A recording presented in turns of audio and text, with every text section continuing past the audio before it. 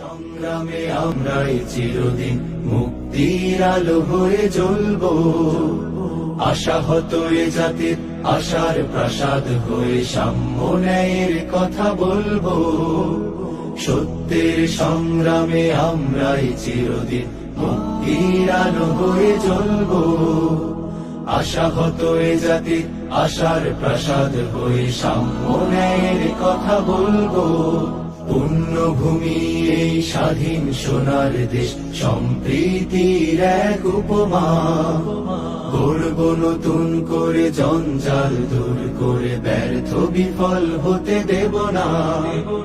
পুণ্যভূমি এই স্বাধীন সোনার দেশ সম্প্রীতির এক উপমা।